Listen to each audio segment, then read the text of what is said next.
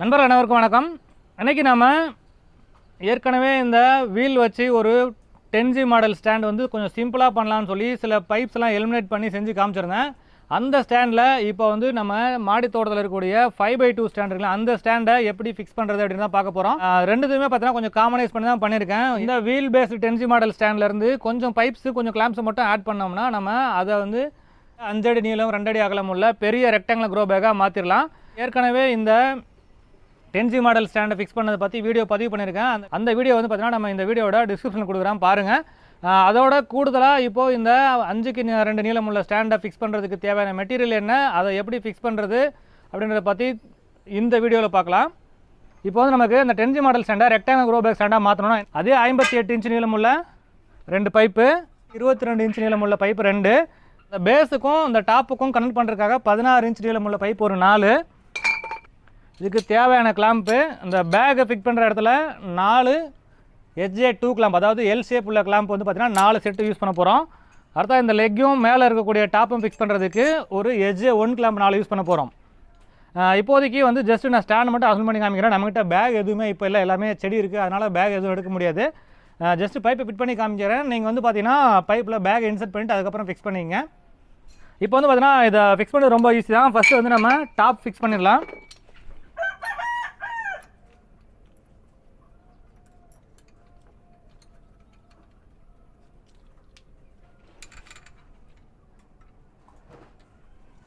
இந்த பக்கம் ஒரு எல் கிளாம்ப்பு வச்சுட்டு 2 பைப்பையும் கொஞ்சம் உள்ளார கரெக்டாக தள்ளிட்டு 16 இன்ச் பைப் இருக்குங்களா, அதை வந்து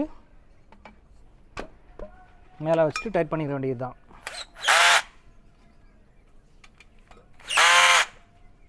இப்போ இதே மாதிரி 4 பக்கமும் டைட் பண்ணணும்.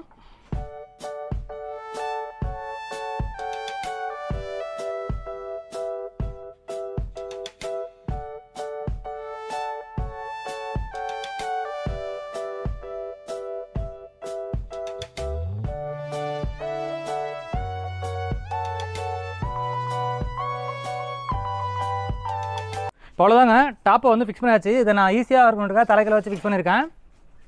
இப்போது இதை கரெக்டாக வச்சுட்டு அலைன்மெண்ட்லாம் கரெக்டாக இருக்கான்னு பார்த்துட்டு எல்லாத்தையும் பக்காவாக டைட் பண்ணிடலாம்.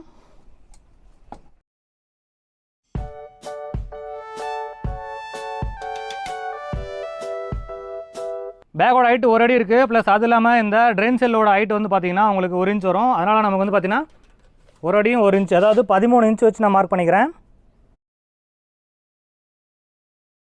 இப்போ நம்ம இந்த 10G மாடல் ஸ்டாண்டை இங்கே கொண்டு வந்துடலாம். இதுக்கு மேலே தான் இந்த ரெக்டாங்குலர் க்ரோ பேக்கை அப்படியே ஃபிக்ஸ் பண்ண போகிறோம். இப்போ நம்ம ஒவ்வொரு பக்கமாக ஃபிக்ஸ் பண்ணிக்கலாம். இது வந்து பார்த்தீங்கன்னா HJ1 கிளாம்ப் எடுத்துக்கிறேன், ஸ்ட்ரெயிட் கிளாம்பு. கிளாம்பை நம்ம மார்க் பண்ணியிருக்கோம் இல்லைங்களா, அதுக்கு கீழே வச்சு ஃபிக்ஸ் பண்ணிவிட்டு இதில் வந்து லாக் பண்ணணும்.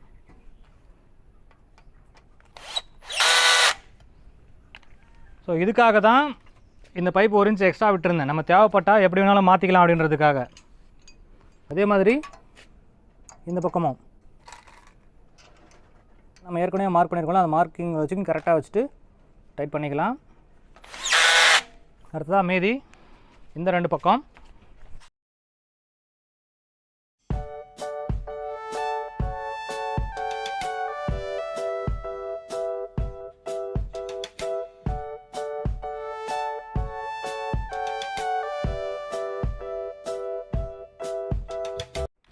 அவ்வளோதாங்க. இப்போ பார்த்திங்கன்னா நம்ம 5 அடி நீளம் 2 அடி அகலம் உள்ள ஸ்டாண்டு மாதிரி பக்காவாக ரெடி ஆகிடுச்சு.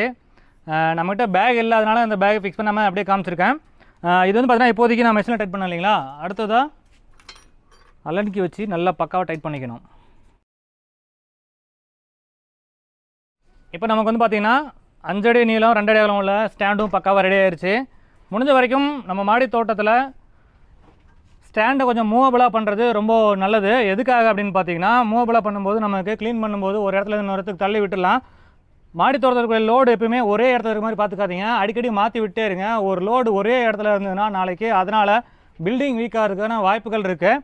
அதுக்காக தான் பார்த்தீங்கன்னா நான் மாடி தோட்டத்தில் முடிஞ்ச வரைக்கும் இந்த மாதிரி ரெக்டாங்குலர் க்ரோ பேக் ஸ்டாண்ட் எல்லாமே மூவபிள் பண்ணுற மாதிரி வச்சுருக்கேன். வேணும்னும் போது வேறு இடத்துல மூவ் பண்ணி விட்டுப்பேன்.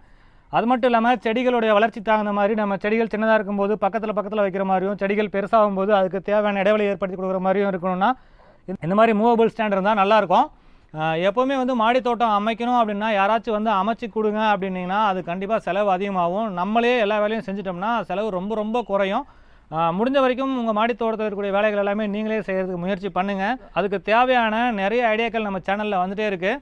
இந்த தகவல் உங்களுக்கு பிடிச்சிருந்தா லைக் பண்ணுங்கள், உங்கள் நண்பர்களுக்கும் தேவைப்பட்டால் ஷேர் பண்ணுங்கள். இது வரைக்கும் நம்ம குணா கார்டனிங் ஐடியாஸ் யூடியூப் சேனலை சப்ஸ்கிரைப் பண்ணாமல் இருந்தீங்கன்னா மறக்காமல் சப்ஸ்கிரைப் பண்ணிங்க.